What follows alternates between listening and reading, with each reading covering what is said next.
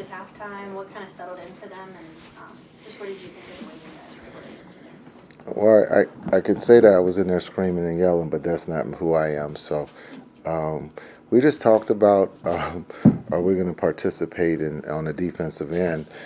We gave up 67 points. We were just in a game that we scored, 80-something points.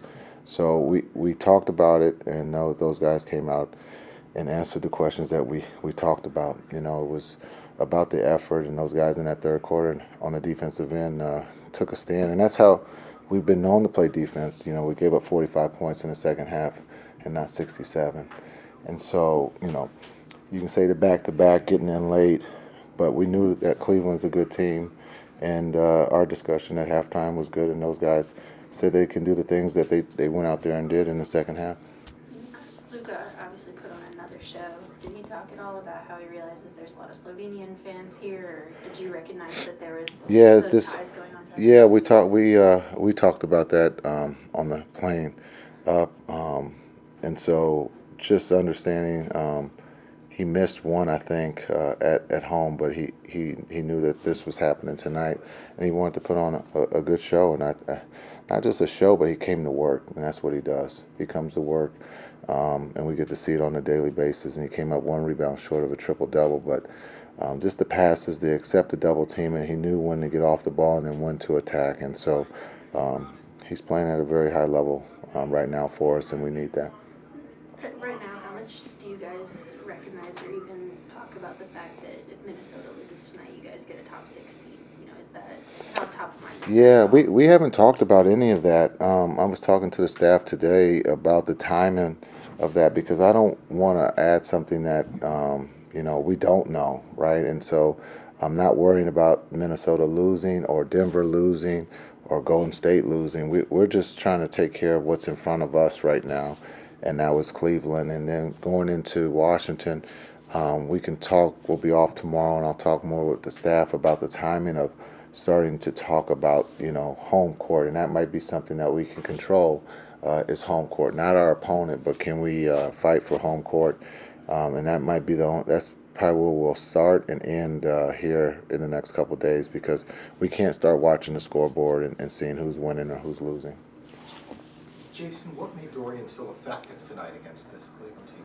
Well, I think he's been playing at a high level for us. I know defensively we talk about him a lot, but offensively, him and Reggie being able to shoot the ball, and I thought tonight he just didn't shoot it from the corners, but was able to put the ball on the floor and get to the basket, and that's something that we've talked about, expanding his game, not just being a 3-and-D, but also being able to play make and put the ball on the floor, and I thought he did a great job of that tonight for us. Okay, we got a couple on Zoom. Eddie Sefko. Hey, Jason. Hey, Eddie. Glad to know you weren't screaming too much there at halftime. I don't scream. You guys, you had a couple of down games last week, but the shooting seems to have come around really well in the last 3 or 4 games. Timing on that, obviously, which seems like it's pretty good. Do you like the way you guys are still taking the shots that are there and but not forcing them when they're not? Yeah, I really think our shot profile, win or lose, is the same. There's going to be high stake. We call it high stake when the opponent will let us shoot the threes, and if we don't make them, that's a high reward. But if we are making them, it puts them at risk of being blown out. And so that's what we've seen. Is the temperature of where we are shooting the ball, and we saw that in Minnesota when no one can throw it in the ocean, and we lost. But when we are making shots, when they are taking the ball out of Luka's hands, and other guys are making plays, I think that's when we're at our best, and that's when we're dangerous. Is because Luka, will have 2 on the ball. He's done his job for the night, and it's up to the other guys, and he trusts those guys are going to make plays. Okay, one more, Christos. Hello, Coach. Congratulations on the win, first of all. The way that your team reacted through the adversities of the game, what does it show about the growth and the stability that you have as a team this season? Yeah, I think it's just being able to communicate and listen is big.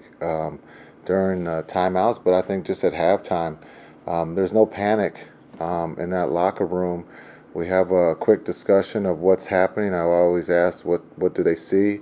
That's my first question to those guys, because I want them to tell me. I can easily come and tell them what I see, but I need to hear what they're seeing.